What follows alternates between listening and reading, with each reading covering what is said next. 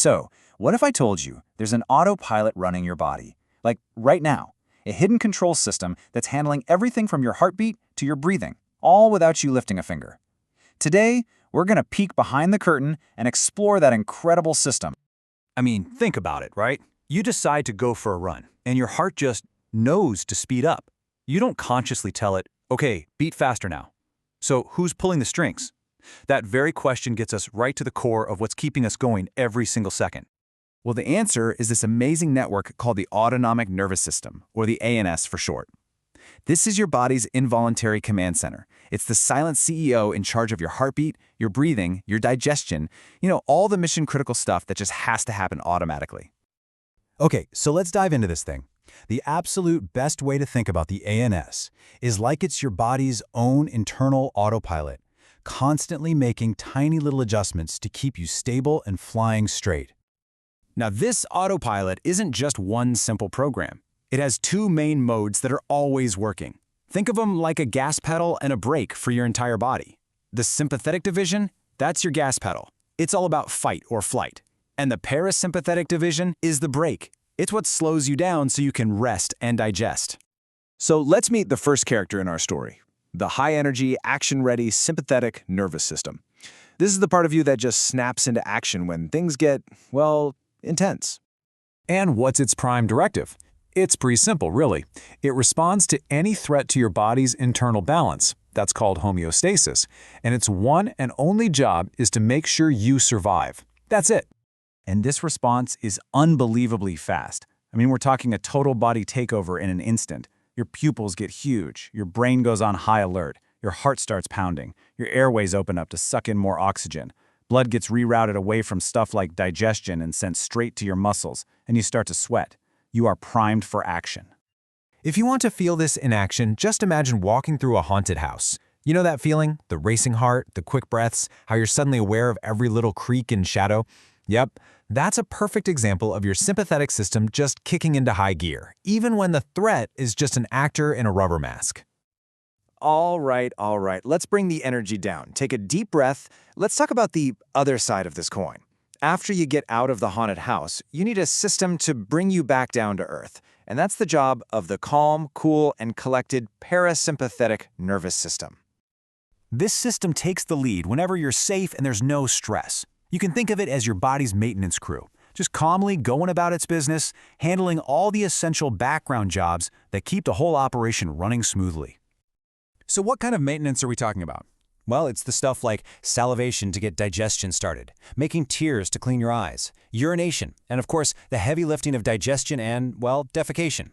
It's all the essential, if not so glamorous, housekeeping for your body.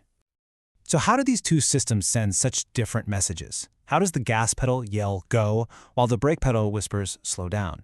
It all comes down to a tale of two different chemical messengers. Okay, here's the key difference.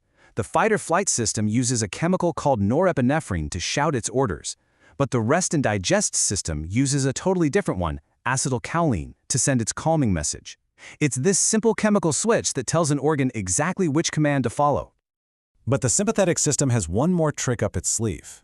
It can also send a direct signal to your adrenal glands, telling them to flood your entire bloodstream with adrenaline. You might know it as epinephrine. This isn't just a targeted message, it's a body-wide red alert that makes the whole fight-or-flight response bigger and last longer. So, we've set them up as opposites, right? The gas and the brake. But the truth is actually a lot more elegant than that. They aren't really rivals, they're partners in the ultimate balancing act. And the whole goal of this balancing act is that word we mentioned earlier, homeostasis. It's the process of keeping everything inside your body, your temperature, your blood pressure, all of it, in a really stable, constant sweet spot. That stability is literally what keeps us alive. And here's where it gets really cool. Most of your internal organs, they aren't just listening to one or the other. They have a direct phone line to both the gas and the brake at the same time. This is called dual innervation, and it's what allows for such fine-tuned control. This constant chatter creates a really fascinating state called autonomic tone. It means that even when you're just chilling out, both systems are always whispering to your organs. It's not an on-off switch. It's more like a constant dynamic negotiation between the two, a background hum that can be dialed up or down in a split second. Let me give you two perfect examples. At rest, Your heart is dominated by the rest and digest system. The brake is on just enough to keep your heart rate nice and low.